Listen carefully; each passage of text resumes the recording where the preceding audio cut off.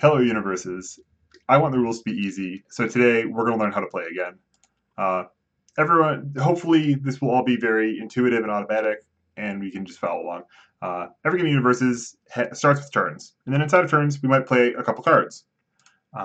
We call technically, so I'm even skipping a step here, but when you play a card, you put in your card pool, make a control check, all that stuff. That collectively, that unit of your turn is called a form, and your turn can have as many forms as you like, as long as you can continue to pass them, as we say, until you decide to stop trying.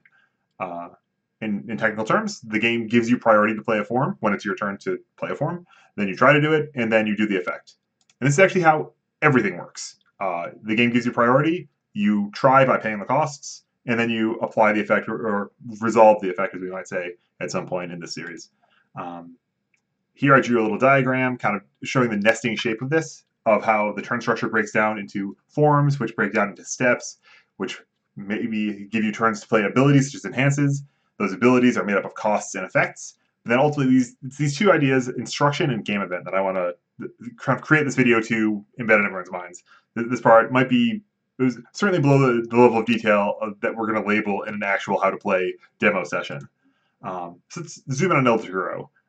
He has no cost to his enhance, so he just says switch speed and damage. If it's your rival's turn, destroy one foundation. This is actually an ability with two instructions, two sentences. Generally, I just look for verbs. If there's a verb in a sentence, that's probably one instruction.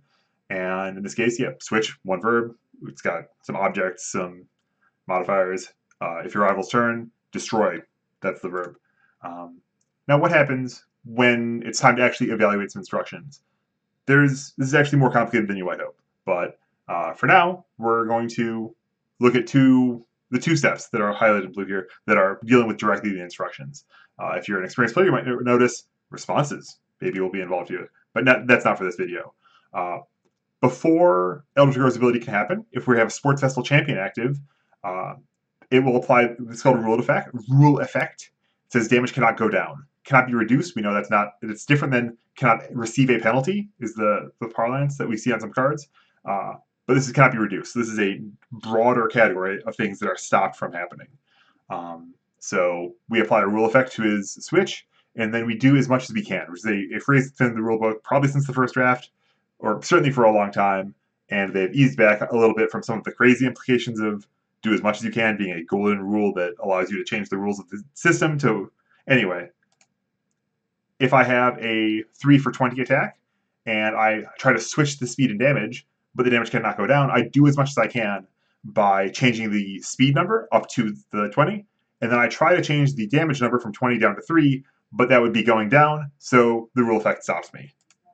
It's a combo. I get a big speed, big damage attack out of just pumping the damage and activating this ability. And that's all I have for today.